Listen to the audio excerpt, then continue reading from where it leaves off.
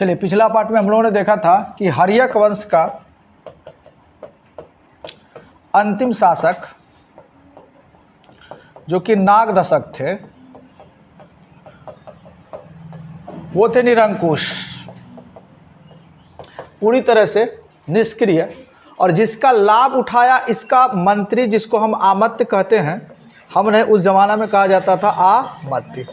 तो ये लाभ उठाकर नागदशक को उसके पद से पदच्युत कर दिया, अर्थात हटा दिया, और हटा करके इसने एक वंश की स्थापना की जिसका नाम है शिशुनाग वंश। तो थोड़ा सा शिशुनाग वंश के बारे में हम संक्षेप से जान लेते हैं कि हर्यक वंश के अंतिम कमजोर शासक कौन, नागदशक को पद से हटाकर शिशुनाग नामक आमत्य ने मगध में शिशुनाग वंश की क्या कर दी, स्थापना की।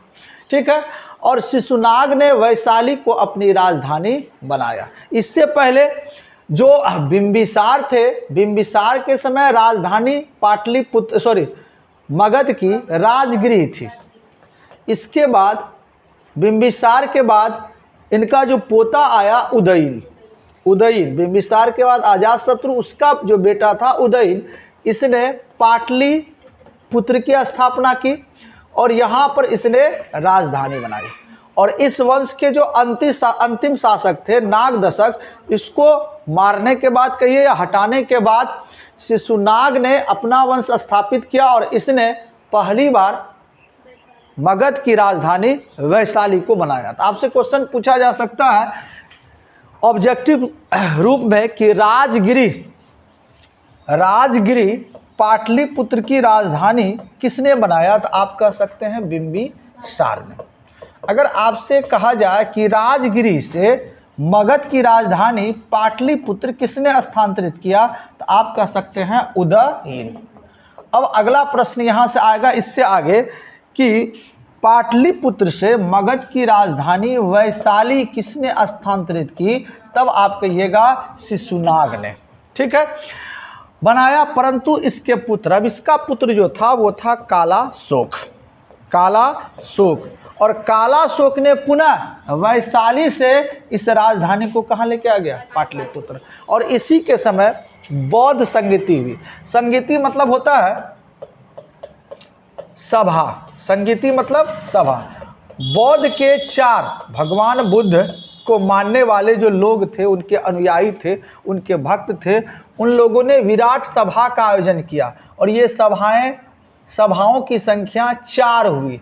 और 4 में से दूसरा जो सभा था, दूसरा जो संगति था, वो कालाशोक के ही कार्यकाल में हुआ था। और कहाँ पर हुए थे, पाटलिपुत्र में। ये बात आपको देखने को मिलेगा। एक अशोक का होगा, एक कनिष्क का होगा, ठीक है, और एक ऊपर में शुरुआत में ही आपको देखने को मिलेगा। जब हम बौद्ध को पढ़ाएंगे तो वहाँ पर हम चारों संगति के बारे में चर्चा करेंगे। बस हमको अभी यहाँ ये देखना है कि कालाशोक के कार्यकाल में, शासन काल में, पाटलिपुत्र में बौद्ध की द्वितीय संगति हुई थी।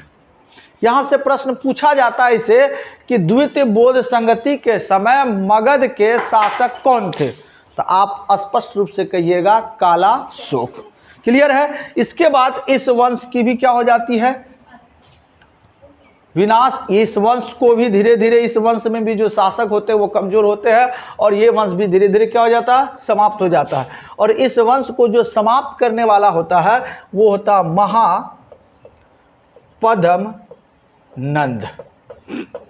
महापद्म नंद। तो शिशुनाग वंश का स्थापना जो है महापद्म नंद ने किया था। इस वंश का इसने विनाश कर दिया और विनाश करने के बाद इसने मगध पर नंद वंश की स्थापना की। अब ये नंद वंश, जिसका शासक जो आगे बनता है, इनका पुत्र जिसका नाम होता है घनानंद, ये मगध के अत्यंत क्रूर शासकों में जाना जाता। क्रूर, गुस्सेल, अत्याचारी, अन्यायी कहिए, इस तरह का शासक थे कौन, घनानंद। तो देखिए इसी के शासन काल में महापद्म नंद ने नंदवंश की स्थापना की और इसी के शासन काल में इसके बाद इसके पुत्र घनानंद आए और घनानंद के दरबार में रहते थे चाणक्य। ठीक, फिर से एक बात को हम जान लें कि नंद वंश की जो स्थापना की शिशुनाग वंश के विनाश करने के बाद, और वो जो स्थापना करने वाले शासक थे महापद्म नंद थे, ठीक है। और इसने मगध पर एक शक्तिशाली साम्राज्य स्थापित किया। शक्तिशाली कहिए, इससे भी ज्यादा पावरफुल, और इसका लाभ उठाया इनके पुत्र घनानंद ने। इसी के समय 325-26 के आसपास, 325-326 ईस्वी पूर्व के आसपास इस भारत पर एक आक्रमण हुआ, और वह आक्रमण हुआ विश्व विजेता सिकंदर का। क्वेश्चन पूछा जाएगा कि सिकंदर किसके समय भारत में आए थे, तो कहेंगे घनानंद के समय। और घनानंद अत्यंत ही क्रूर शासक था, क्रूर। इस प्रकार से अपने दुश्मनों को ये मारता था कि दुश्मन भी जो है वो मरने के तरीके, इनके मारने के तरीके से इतना भयभीत थे कि इसके सामने आने से भी क्या करते थे, डरते थे।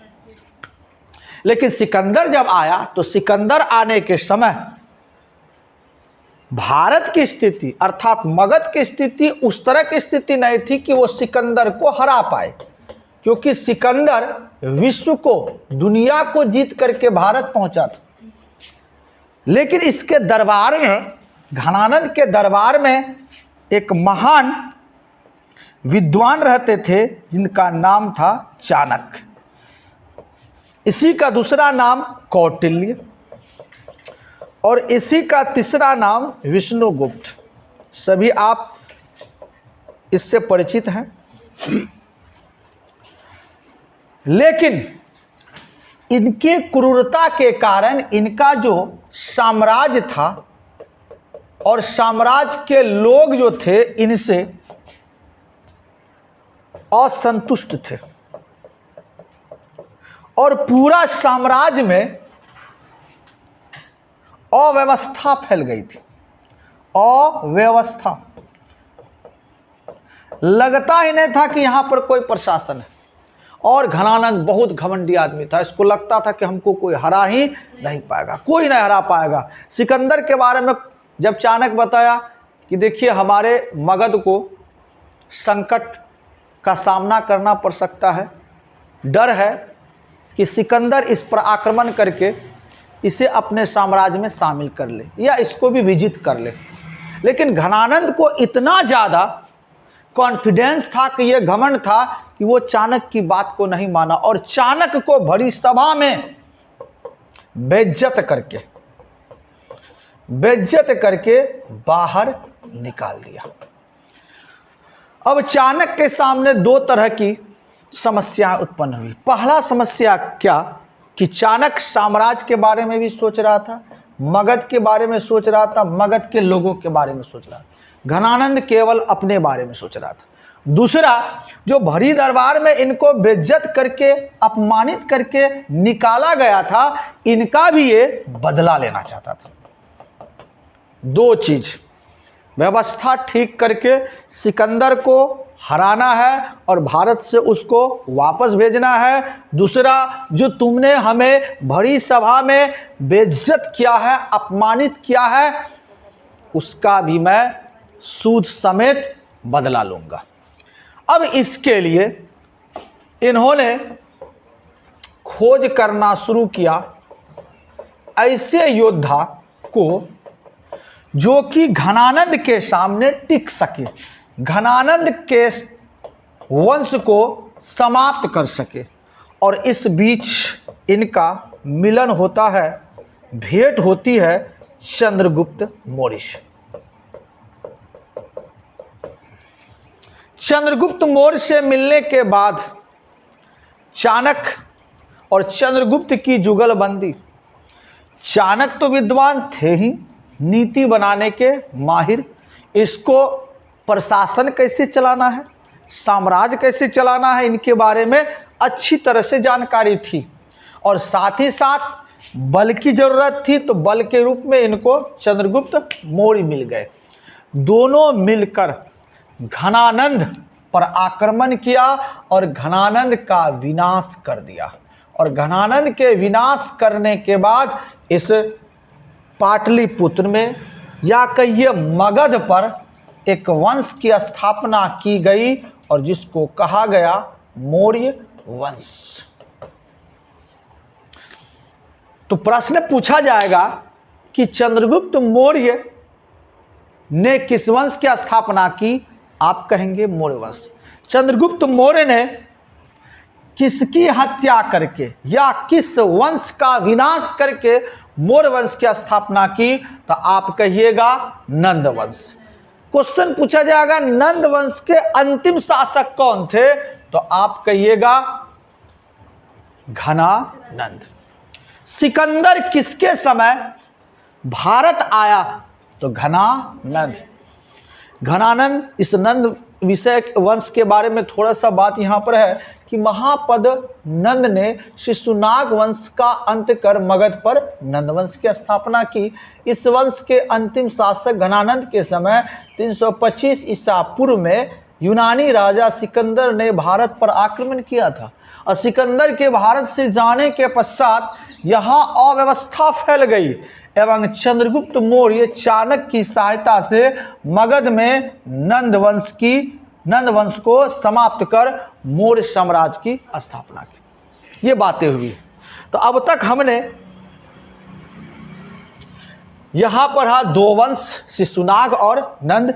पिछला पाठ में हमने हर्यक वंश को पढ़ा। तो हर्यक के बाद शिशुनाग आया और शिशु के बाद अब नंद आया। आपको बताए थे कि मगध हसीन मासुकासी थी। अब नंद वंश के बाद स्थापित होगा मौर्य वंश और यह भारत का सबसे ताकतवर वंश था और इसके जो शासक थे वो बड़ा ही खतरनाक कहिए, प्रतिभाशाली कहिए, या ये भी कह सकते हैं कि सक्षम, साम्राज्य को विस्तारित करने में सक्षम थे, साम्राज्य को एकीकृत करने में सक्षम थे। इसी के समय जो टूटा भारत था, छोटे छोटे टुकड़ों में बटा भारत था, एक पूरा भारत बना जिसको आज भी हम कहते हैं अखंड भारत। तो अखंड भारत का जो कॉन्सेप्ट आया इसी मौर्य साम्राज्य के बदौलत आया। भारत टूटा हुआ था, कहीं मगध था, कहीं वज्जी था, कहीं आपका जो गंधार था, तक्षशिला था, यानी कि 16 जो महाजनपद था, 16 महाजनपदों में ये बटा हुआ था। और इन 16 महाजनपदों को एक करने का काम, जीतने का काम, एक भारत बनाने का काम सर्वप्रथम जिसने किया उस व्यक्ति का नाम था कौन? मौर्य साम्राज्य ने। उस व्यक्ति का नाम था चंद्रगुप्त मौर्य। तो अब हम मौर्य साम्राज्य के विषय में थोड़ा सा बात करते हैं कि ये मौर्य साम्राज्य जिसकी स्थापना हमारे चंद्रगुप्त मौर्य ने नंद वंश का विनाश करके किया और सहायता ली थी चाणक्य की। और इस चाणक्य की सहायता से चंद्रगुप्त मौर्य ने अपना साम्राज्य मगध तक ही सीमित नहीं रखा, इसने अपने साम्राज्य को पूरा भारत, आज का जो भारत है उससे भी बड़ा, उससे भी विशाल भूभाग पर इस मगध की सीमांकन करने का प्रयास किया। अब अगर आप बात करें कि सर ये कहां से कहां तक होगा, तो देखिए उस समय की, जिस समय हमारे मौर्य वंश का शासन चल रहा था, तो इसने शुरुआत कहां से किया? ये वाला क्षेत्र था मगध का, लगभग ये छोटा सा क्षेत्र, ये तो थोड़ा बड़ा बना दिए, ये छोटा सा क्षेत्र था मगध का। अब इसने यहाँ से शुरू किया और देखिए कहाँ तक फैला दिया।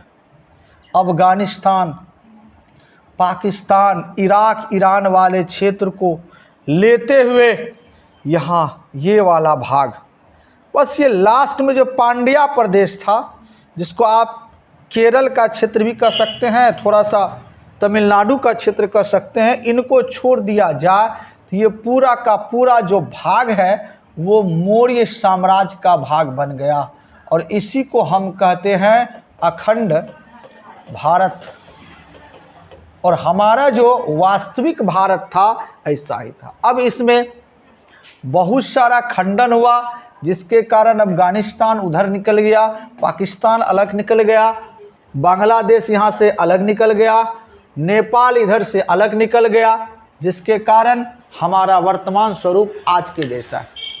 तो अगर कहा जाए कि भारत का सबसे बड़ा विस्तार किस वंश के काल में था, तो आप कह सकते हैं मौर्य वंश के काल में, क्योंकि मौर्य वंश में जो 3 महत्वपूर्ण शासक हुए बड़ा ही जबरदस्त, और इनको जो साथ मिला एक महान योजनाकार जिनका नाम था चाणक्य। अब हम विस्तार पूर्वक पढ़ेंगे 3 महान मौर्य साम्राज्य के बारे में, जिसमें से पहला आपको मिलेगा चंद्रगुप्त मौर्य। ठीक, तो हम बात करेंगे चंद्रगुप्त मौर्य की। चंद्रगुप्त मौर्य के बारे में थोड़ा सा अगर बात कर ले,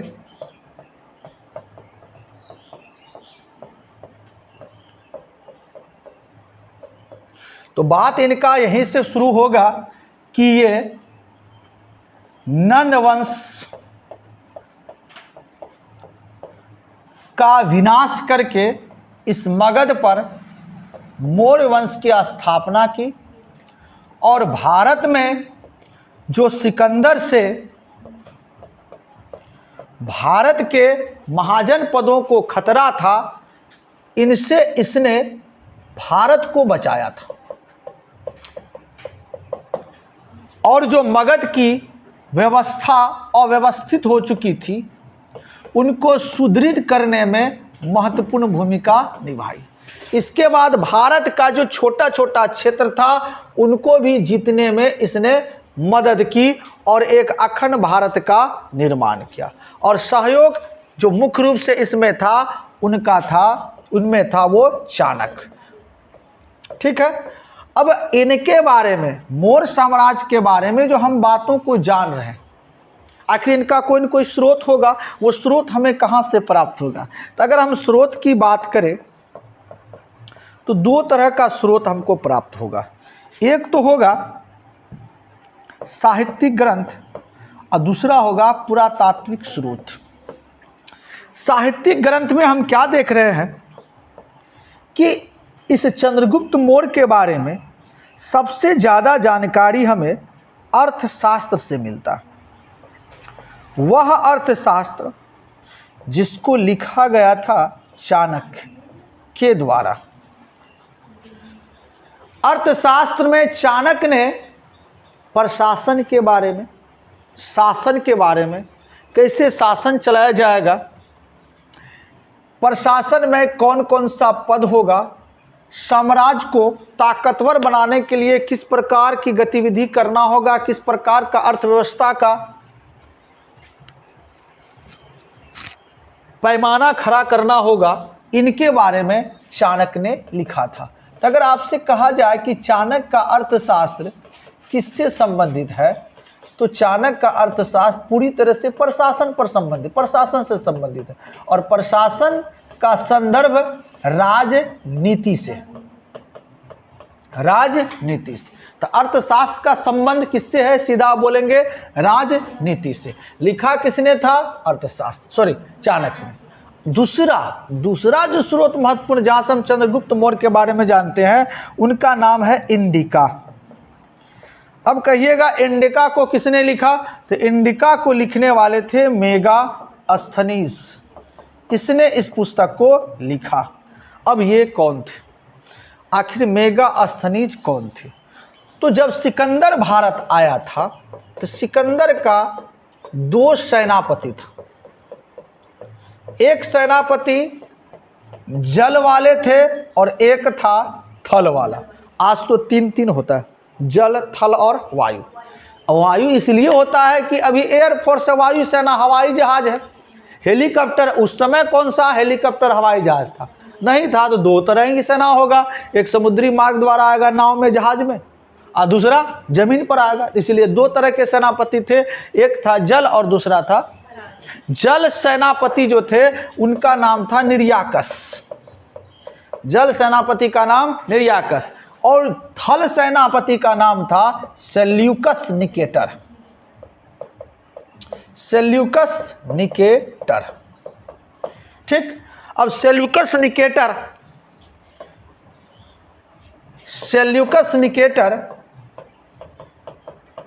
जो थल सेनापति थे, जब सिकंदर भारत आया था तो उसने भारत का ऊपरी क्षेत्र गंधार, तक्षशिला इनको जीत लिया था, लेकिन मगध को नहीं जीत पाया था।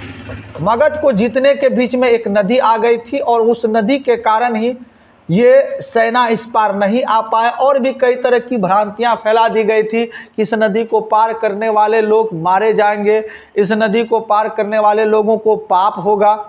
ठीक है, और इनका सेनापति जो इधर से लड़ते हुए आया था, बहुत सारा युद्ध करते हुए थक भी गया था, और इस कारण से भी वो इस नदी को पार नहीं कर पाए, जिसके कारण ये मगध जो है बच गया, और ये नदी का नाम था व्यास नदी। और ये भी कहा जाता है कि इस तरह की जो भ्रांतियां फैलाई गई थी चाणक्य के द्वारा फैलाया गया था।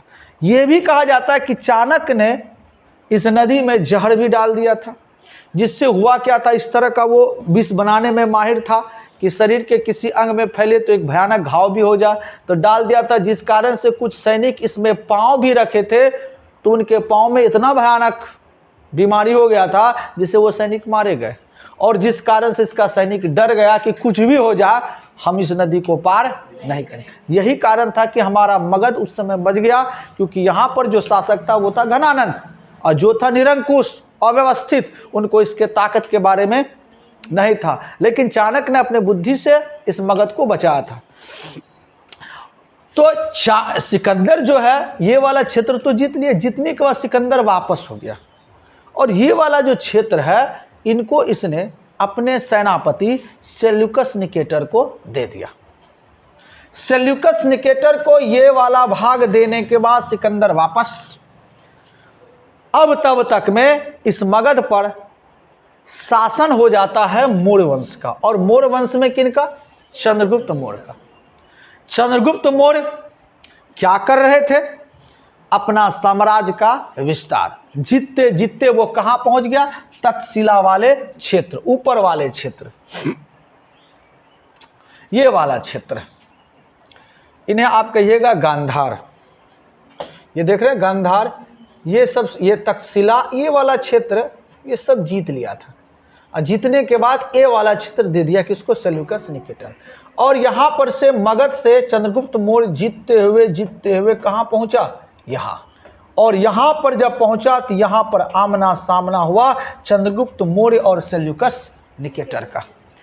चंद्रगुप्त मौर्य और सेल्यूकस निकेटर के बीच जब युद्ध हुआ तो इस युद्ध में सेल्यूकस निकेटर पराजित हो गए।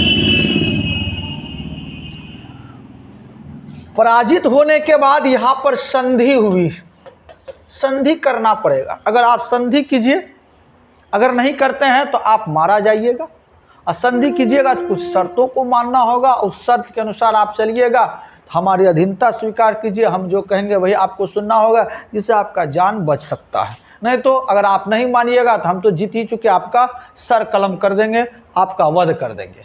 तो यहाँ पर संधि हुआ, और संधि के तहत 3-4 क्षेत्र, जो इधर वाला जो क्षेत्र था वो क्षेत्र दे दिया गया किसको? चंद्रगुप्त मौर्य को। अब इस क्षेत्र को सेल्यूकस निकेटर छोड़ करके जाएगा, तो जाने के लिए 500 से ज्यादा हाथी और घोड़े इनको दान दिए सेल्यूकस निकेटर को। और सेल्यूकस निकेटर के दरबार में एक महान विद्वान रहते थे, राजदूत रहते थे, जिसका नाम था मेगास्थनीज। और उनको कहा गया कि आप जो है चंद्रगुप्त मौर्य के दरबार में रहेंगे, और दरबार में रह करके आप हमें यहाँ के बारे में सूचना देंगे, संबंध के बारे में बताएंगे, और इसको राजदूत बना करके भेज दिया। तीसरा संधि में क्या बात आया कि संबंध भी स्थापित किया गया। सेल्यूकस निकेटर की पुत्री थी कॉर्नेलिया हेलिना,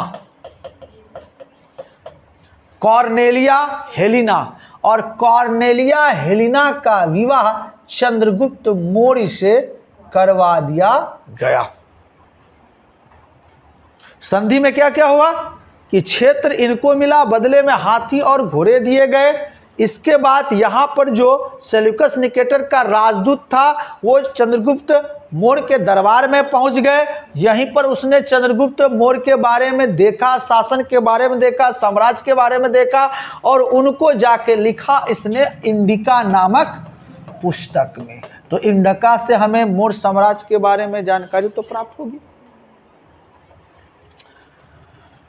इसके बाद कॉर्नेलिया हेलिना से चंद्रगुप्त मौर्य का विवाह हो जाता और सेल्यूकस निकेटर भारत छोड़कर चले जाते हैं।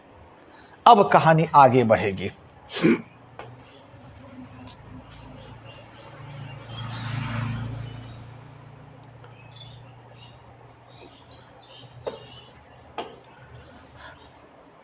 अब देखिए चंद्रगुप्त मौर्य के बारे में हमने जाना कि कहां कहां से हमें साहित्यिक ग्रंथ के रूप में जानकारी प्राप्त हो रही थी। तो एक अर्थशास्त्र, दूसरा हमने देखा इंडिका, तीसरा हम देखेंगे कि इस समय बौद्ध धर्म और जैन धर्म का बोलबाला था। जो चंद्रगुप्त मौर्य थे अंतिम समय में जैन धर्म में दीक्षा ली, जैन धर्म को अपनाया। और जो बिंदुसार थे इसने बौद्ध धर्म को, हमारे अशोक भी जो है वो भी बौद्ध धर्म को। तो जैन धर्म के पुस्तक में और बौद्ध धर्म के पुस्तक में इन शासकों का जिक्र होगा और इन शासकों के बारे में हमें कुछ बातें बौद्ध और जैन ग्रंथों से भी मिल जाती। साथ ही साथ जो हमारे पुराण हैं वहां पर भी इनकी चर्चा है, इनके बारे में बताया गया है। यह था आपका साहित्यिक स्रोत। दूसरा हम जानेंगे पुरातात्विक स्रोत। जब हम पुरातात्विक स्रोत की बात करें तो सबसे बड़ा स्रोत है अशोक का अभिलेख। अशोक का अभिलेख, कुल 33 अभिलेख इनके प्राप्त हुए, जिनमें से 14 स्तंभ लेख हैं और इसमें इतनी सारी सूचनाएं हैं कि इससे पता चल जाता है इनके प्रशासन के बारे में। साथ ही साथ इनके द्वारा बनाया गया गुफा, मौर्य साम्राज्य का जो स्थल था, जो महल था, जो राज्य घराना था, वो मुख्य रूप से पाटलिपुत्र में था। जब पाटलिपुत्र में खुदाई की गई तो बहुत सारे ऐसे अवशेष मिले जिससे यह साबित हो जाता है कि मगध में जो मौर्य साम्राज्य था वो बड़ा ही ताकतवर था। तो दो माध्यम से हमने मौर्य वंश का भारत में होने का साक्ष्य प्राप्त किया। इसमें से अब क्वेश्चन कैसे पूछा जाता, ऑब्जेक्टिव बना के पूछेगा। कैसे पूछेगा कि कहेगा कि मौर्य वंश के होने का साक्ष्य प्राप्त होता है। ये क्वेश्चन इस टाइप से पूछ देगा। ऑप्शन दे देगा ए इंडिका, बी दे देगा जैन ग्रंथ, सी दे देगा बौद्ध ग्रंथ, डी दे देगा महाभारत। अब इसमें क्वेश्चन पूछ देगा, अगर यहां पर ये इस चौथा क्वेश्चन दे देगा इनमें से सभी, तो आपका आंसर होगा इनमें से सभी। अब इसी क्वेश्चन को पलट देगा कि मौर्य वंश के होने का साक्ष्य प्राप्त नहीं होता, तो यहां पर ऑप्शन दे देगा महाभारत। तो इस स्थिति में आप क्या कीजिएगा, इंडिका से तो होता है, बौद्ध से भी, जैन ग्रंथ से, कहां से प्राप्त नहीं होता, महाभारत। दोनों तरह से आपको क्वेश्चन पूछ सकता है। उसी तरह अभिलेख में भी देगा। जब आपका ऑब्जेक्टिव क्लास आएगा तो इस टाइप का क्वेश्चन आपको हम दिखाएंगे। अब चंद्रगुप्त मौर्य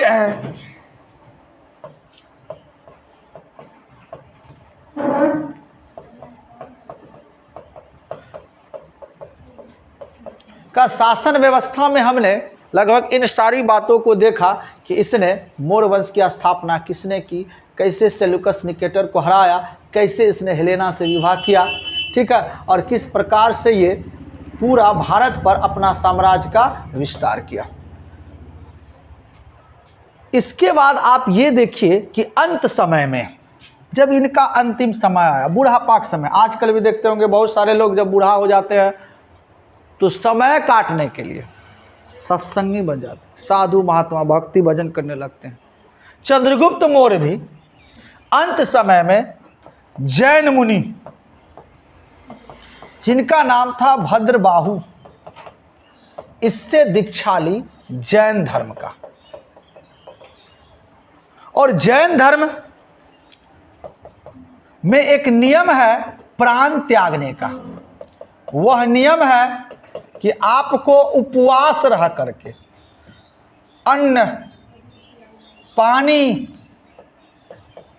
लगभग ऐसे सारे चीज जिसको आपको त्यागना होगा और आपका आत्मा बिलखे कष्ट हो के आप छटपटा के मरे। इसी मरने को इस धर्म में कहा गया है मोक्ष की प्राप्ति।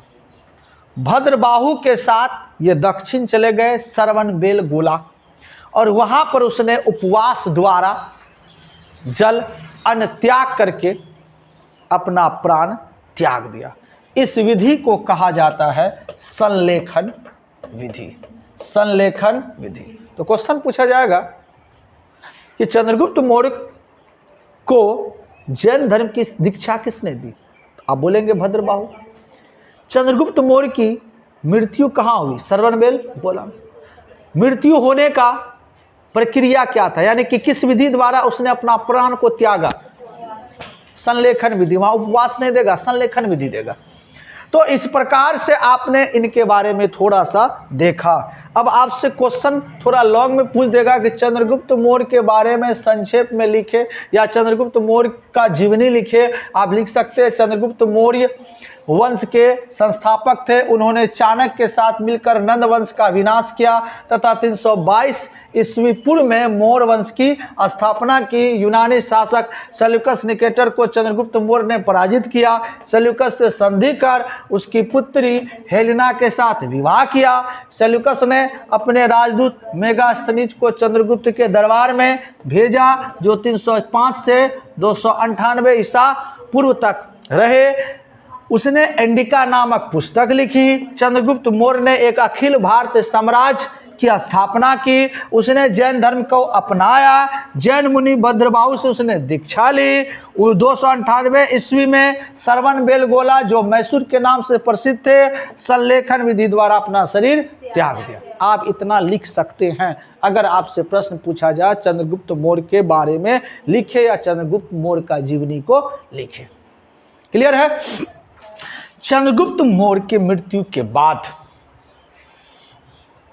इनका पुत्र मगध की गद्दी पर बैठता है, और मगध की गद्दी पर बैठने वाला जो पुत्र है उनका नाम है बिंदुसार।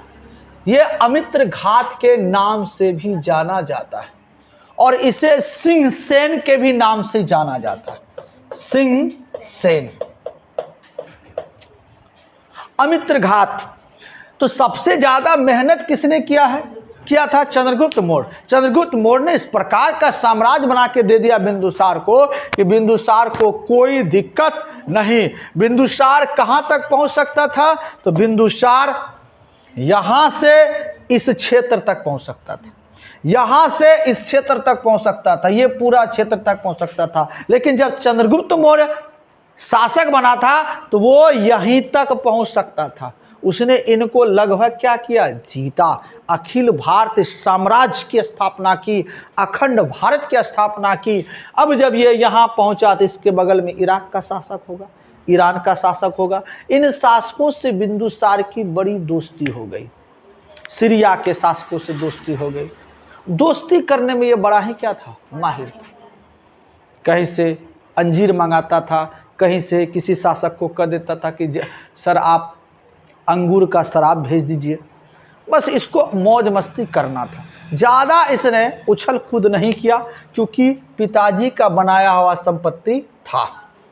इस बीच में हुआ क्या कि इनके आस पड़ोस का जो क्षेत्र था या इसके अंदर ही कुछ ऐसे लोग भी थे जो इनका विरोधी बन गया। क्योंकि जब आप कमज़ोर पड़िएगा तो आपके डर, आपका जो डर है वो क्या हो जाएगा, समाप्त।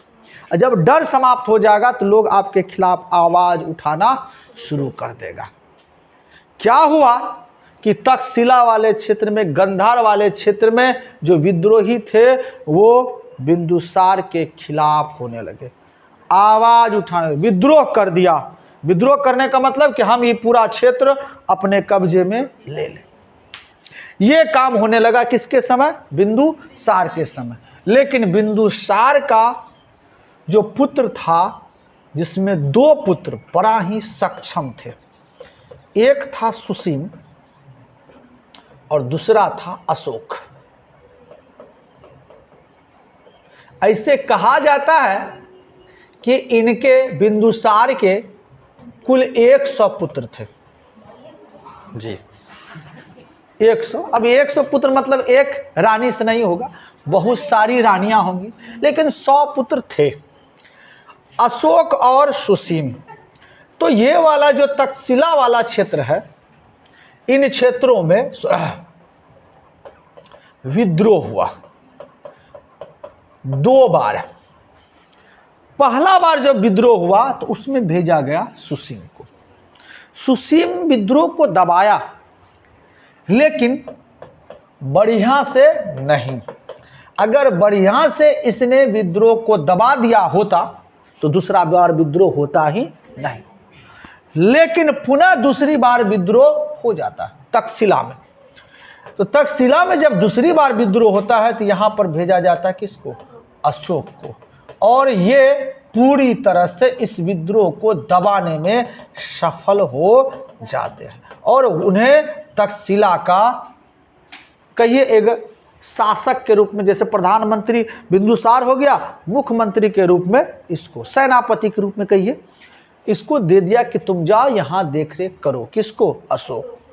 यहीं से प्रतिभा झलकने लगी कि सुसीम से ज़्यादा सक्षम कौन है, अशोक। लेकिन सुसीम भी छोड़ने वाला है नहीं। इन भाइयों के बीच भी युद्ध हो जाता है, आगे हम पढ़ेंगे। तो इनके काल में क्या हो रहा है, धीरे धीरे सुगबुगाहट होना शुरू कर दिया। तक्षशिला में शुरू हो गया, फिर उड़ीसा वाले क्षेत्र में आएंगे जिसको कलिंग कहेंगे, इन वाले क्षेत्र में भी शुरू हो चुका है। लेकिन बिंदुसार मग्न है, कोई दिक्कत नहीं, दोस्ती करो, शराब मंगाओ, नृत्य करवाओ, नाच गान करवाओ, क्योंकि बना बनाया संपत्ति इसको देके गया। और जहां पर विद्रोह हो रहा है, दबाने का काम कौन कर रहा है, इनका पुत्र।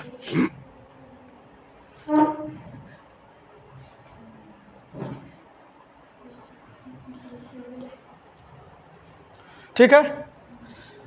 लेकिन जब इनका सेना जो जाता था, ये सेना इसको इस प्रकार से कुचलता था कि एक भी दुश्मन सेना को ये बचने नहीं देता था। शत्रु का संहार करने वाला कहा जाता था, शत्रु संहार, विनाश करने वाला। और शत्रु के विनाश करने वाले को ही कहा जाता है अमित्र घात। तो बिंदुसार अमित्र घात के नाम से जाने जाते थे, इसलिए क्योंकि ये शत्रु का संहार किया था। कैसे कर देता था, कैसे कर देता था? हमने भी आपको बताया कि बिंदुसार तो मौज मस्ती कर रहा था, इसको उतना ज़्यादा मतलब नहीं था। अपना पुत्र को ही कहता था जाओ उसको भेज दो, उसको भेज दो। तो ये सेना मिला किनसे था, चंद्रगुप्त मौर्य से। और 6 लाख कहा जाता है कि चंद्रगुप्त मौर्य के पास 6 लाख सेना थे, और इसी 6 लाख सेना से इसने पूरे भारत को रौंद दिया था। और रौंदने के कारण पूरा छोटा मोटा जो साम्राज्य था, या तो उनके अधीन हो गए थे या तो वो मारा चले गया था। और इनके बारे में, चंद्रगुप्त मौर्य के बारे में हमारे भारतीय ही केवल नहीं, विदेशी लेखकों ने भी कई सारी बातों को लिखा।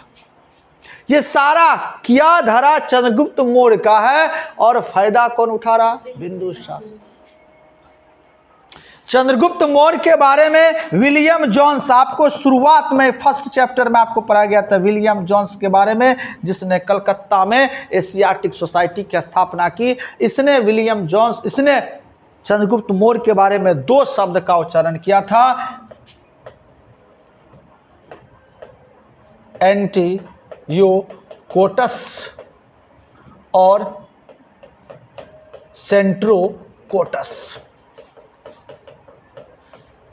एंट्रोकोटस और सेंट्रोकोटस किसको कहा जाता था? चंद्रगुप्त मौर्य को, अंग्रेजी में, यूनानी लोग। और वो उनका जिक्र किनके पुस्तक में मिलता है? William Jones. यहां से ऑब्जेक्टिव आता है कि एंट्रिकोटस या सेंट्रिकोटस किन्हें कहा जाता है? ऑप्शन अशोक, बी देगा चंद्रगुप्त मौर्य, सी दे देगा बिंदुसार, डी दे देगा इनमें से कोई नहीं। तो आपको लिखना होगा किसको कहा जाता था? चंद्र, क्योंकि इनकी जो उपलब्धि थी, इनकी तुलना में इनकी उपलब्धि 0 के बराबर थी। और इस समय इनके द्वारा जो स्थापित किया गया साम्राज्य था, इसके समय वो साम्राज्य टूटना शुरू हुआ था कि संभाल लिया दादा का गुण धारण करने वाला पोता। जब आएगा अशोक। कौन आएगा? अशोक।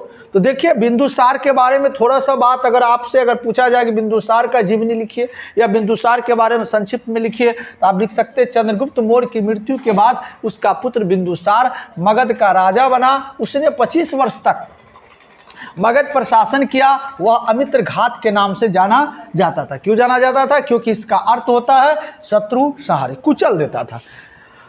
मिस्र एवं सीरिया के साथ उसने क्या स्थापित किए थे? मैत्री का संबंध। सीरिया के ही शासक से उसने अंजीर मंगाया था और अंगूर का शराब। कहा था राजदूत को ही भेजिए, तो सीरिया के शासक ने कहा कि नहीं, हमारे यहाँ प्रथा नहीं है कि अपने राजदूत को किसी के दरबार में भेजा जाए, तो उसको इसने नहीं भेजा था। मिस्र के शासक जो थे टॉलमी के द्वारा राजदूत इसके दरबार में भेजा गया था। आगे पढ़ेंगे।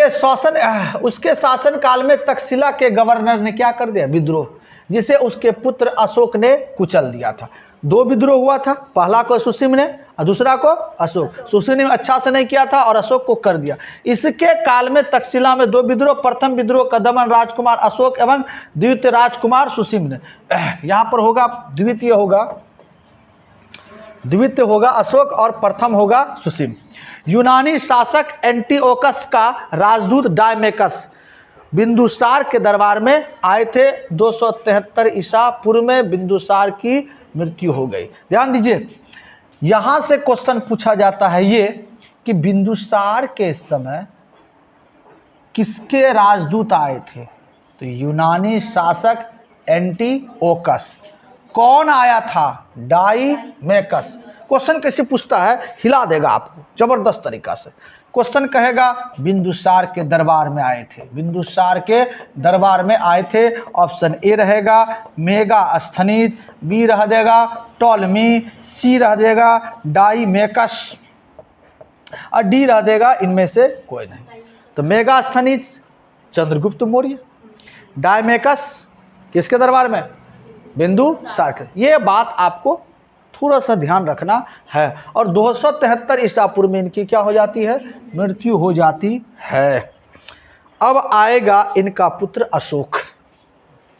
जब हम अशोक का बात करेंगे, अशोक जो पहले से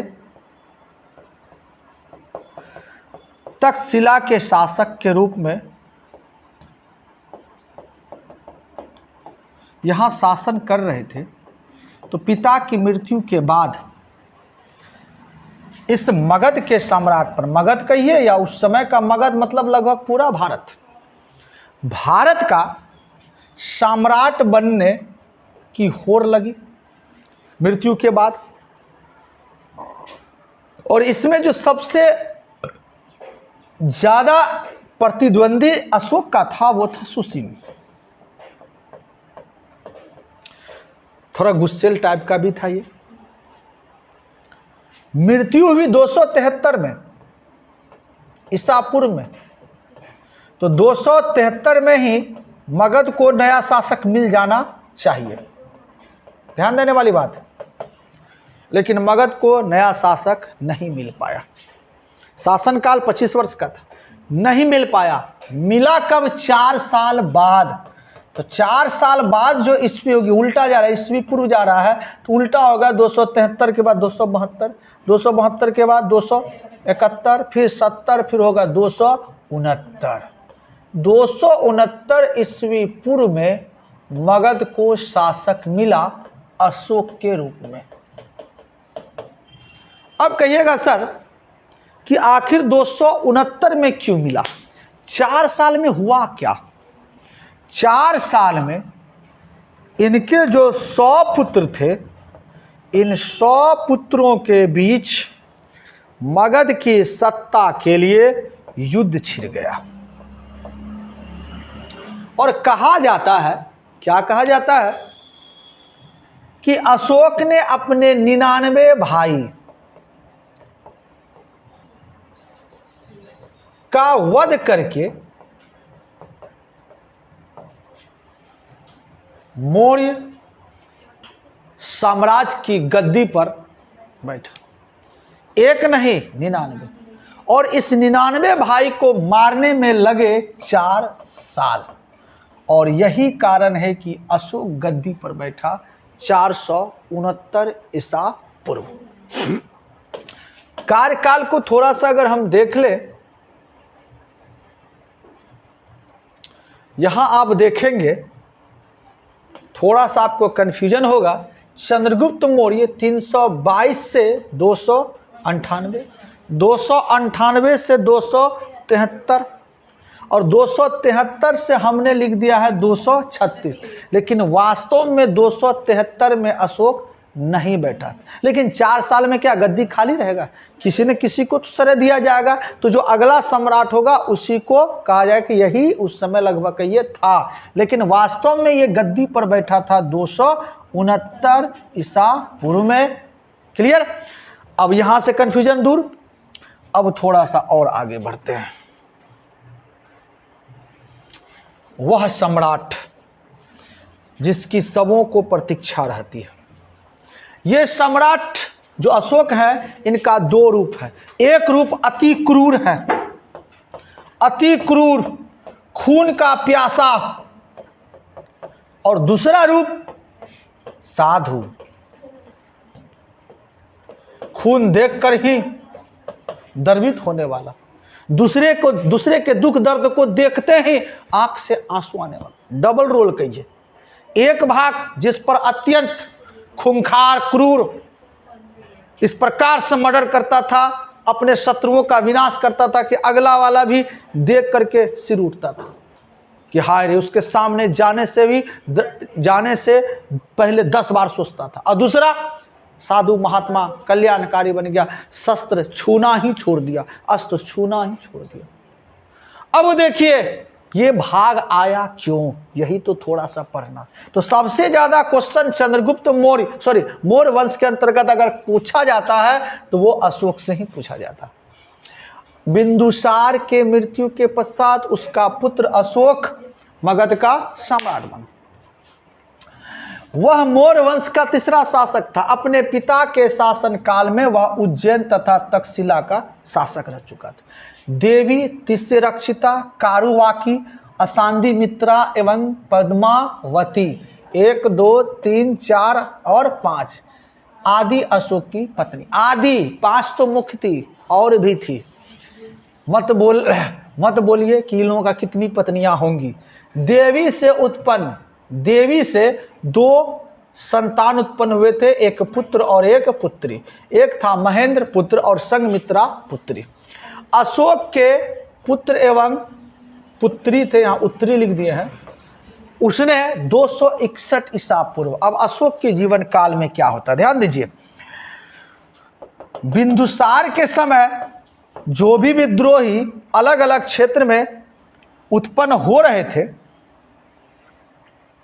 इन क्षेत्रों में जहां जहां पर उत्पन्न हो रहे थे, लेकिन जैसे अशोक बना इस प्रकार से उसका विनाश कर दिया कि पुनः यह भारत, यह मगध एक अखंड मगध और एकीकृत मगध के रूप में सामने आ गया। किसी में हिम्मत नहीं थी कि वो इस तरह से कर सके, अशोक के सामने सर उठा सके। और जो सर उठाने का साहस किया था, क्या हो गया रे,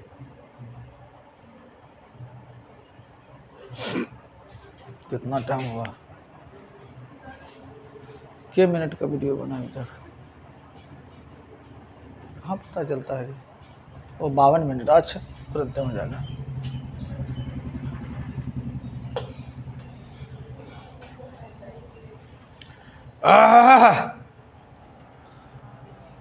यही था।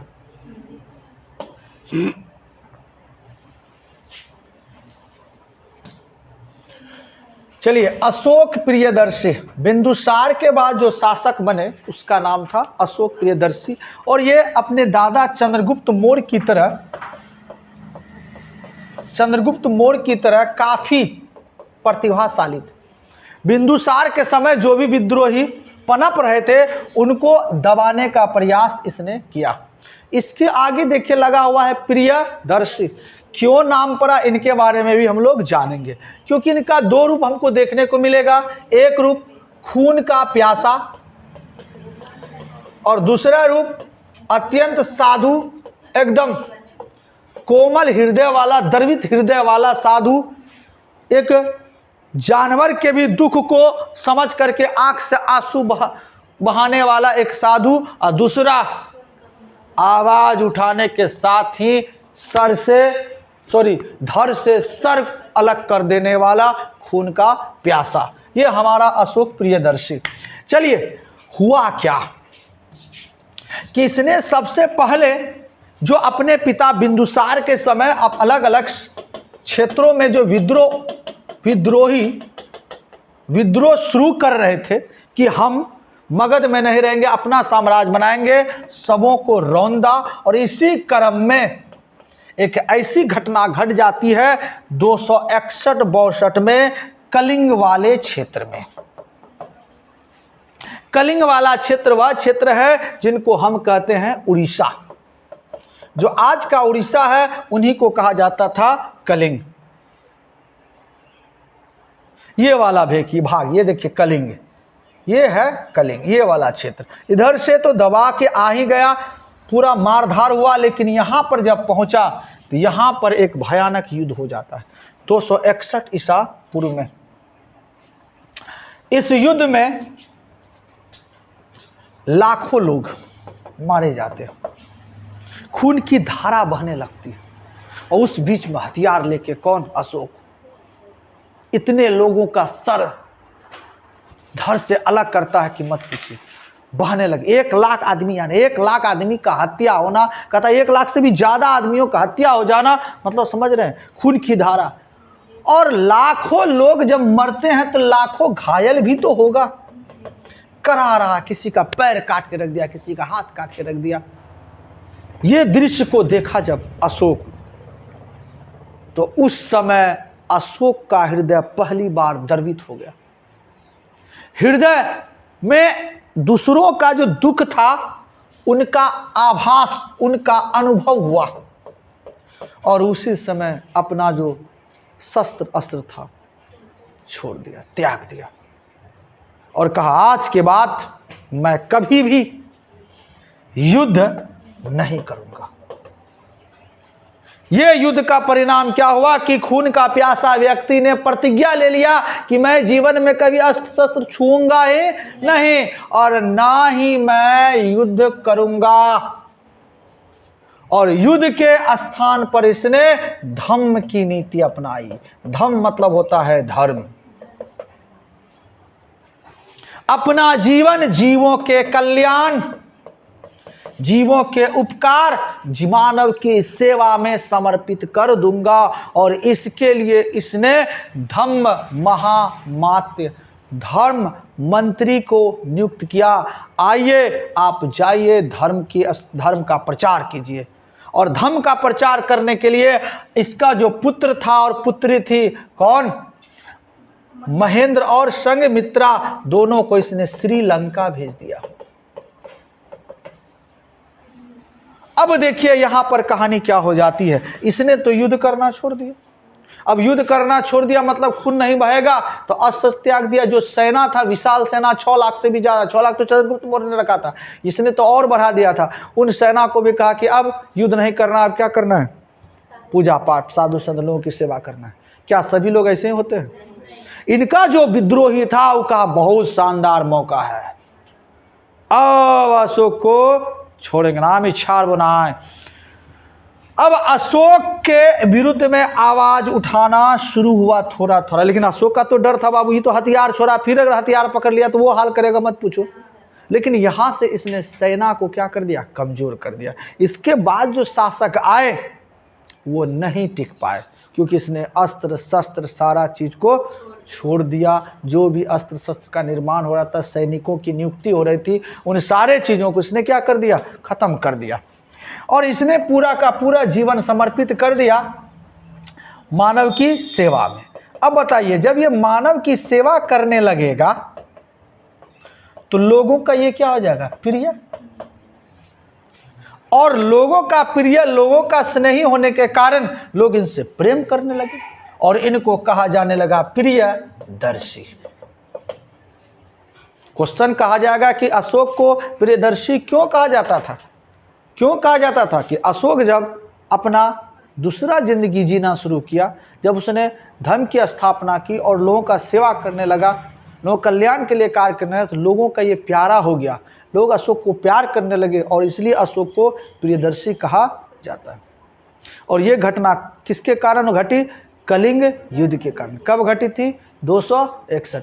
कलिंग युद्ध पर अलग से क्वेश्चन पूछता है। कलिंग युद्ध के बारे में संक्षेप में लिखे, अशोक के 13वां शिलालेख। इसकी जानकारी हमको कहाँ से प्राप्त होता है? अशोक के 13वां। टोटल कितना है? 14 शिलालेख में से 13वें शिलालेख से पता चलता है कि उसने राज अभिषेक के पश्चात 8वें वर्ष में कलिंग पर विजय प्राप्त की। इस युद्ध में 1.5 लाख लोग बंदी बनाए गए, में 1 लाख लोग मारे गए। इस भीषण नरसंहार को देखकर अशोक का कठोर हृदय द्रवित हो गया और उसने कभी भी शस्त्र ग्रहण न करने की प्रतिज्ञा की। उसने बौद्ध धर्म की दीक्षा ली तथा धर्म की स्थापना की। ये था अशोक। तो अशोक के बारे में अगर पूरा बात यहां पर कहे कि अशोक के बारे में लिखिए, कई बार क्वेश्चन, कई बार सबसे इंपॉर्टेंट तीनों में से चंद्रगुप्त मौर्य, बिंदुसार और अशोक में सबसे इंपॉर्टेंट जो है अशोक प्रियदर्शी। क्वेश्चन पूछेगा अशोक के बारे में संक्षिप्त में लिखे, अशोक का जीवनी लिखे तो आप लिख सकते हैं बिंदुसार की मृत्यु के पश्चात अशोक का पुत्र अशोक मगध का सम्राट बना ना। वह मौर्य वंश का 3रा शासक था। अपने पिता के शासनकाल में वह उज्जैन तथा तक्षशिला का शासक रह चुका था। देवी तिस रक्षिता कारुवाकी आसंदी मित्रा एवं पद्मावती आदि उसकी पत्नियां थी। देवी से उत्पन्न महेंद्र एवं संघमित्रा अशोक के पुत्र और पुत्री थे। 261 ईसा पूर्व में कलिंग युद्ध हुआ था। कलिंग युद्ध के बाद अशोक ने साम्राज्य में नेपाल, संपूर्ण उत्तर भारत, दक्षिण भारत में मैसूर, कश्मीर के कुछ भाग, काबुल, हेरात, बलूचिस्तान, बैक्टीरिया सम्मिलित हो गए। अशोक के 13वें शिलालेख से पता चलता है कि उसने राज अभिषेक के पश्चात 8वें वर्ष में कलिंग पर विजय प्राप्त की। इस युद्ध में 1.5 लाख लोग बंदी बनाए गए तथा 1 लाख लोग मारे गए। इस भीषण नरसंहार को देखकर अशोक का कठोर हृदय द्रवित हो गया। उसने अब कभी भी शस्त्र ग्रहण न करने की प्रतिज्ञा की और बौद्ध धर्म को अपनाया।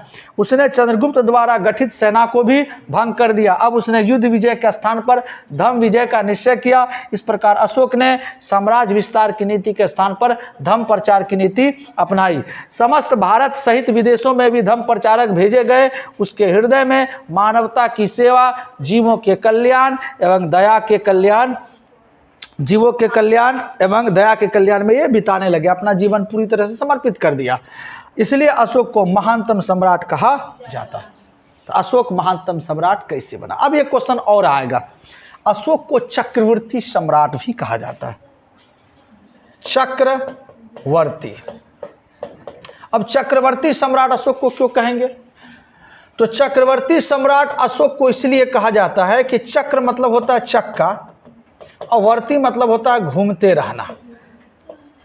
अशोक जिधर जाता था उधर उसका चक्का घूमते रहता था, मतलब विजय ही हासिल करके आता था। एकदम वो पूरा भारत में घूम रहा था, कहीं भी अशोक के अलावा कोई टिक ही नहीं सकता। लगभग 100 से ज्यादा राजाओं को इसने क्या किया, पराजित किया। इसीलिए इन्हें कहा जाता था चक्रवर्ती सम्राट। तो ये है अशोक का जीवनी, अशोक के जीवन में घटने वाला एक महत्वपूर्ण युद्ध कलिंग युद्ध, और अशोक का कुछ नाम जिसके नाम से ये प्रसिद्ध है। पहला प्रियदर्शी हमने पढ़ लिया। इसके अलावा देवनम प्रिय, जिसका अर्थ होता है देवों के प्रिय। पियादासी, जो सबों के साथ अत्यंत स्नेह से मिलता है, क्योंकि अशोक ने अपना आचरण पूरी तरह से बदल लिया था। तो वो जब भी किसी से मिलता था तो पूरा स्नेह से, प्रेम से, और इसके कारण इन्हें कहा जाने लगा पियादासी। अगले पार्ट में हम इसका अगला भाग पढ़ेंगे। तब तक के लिए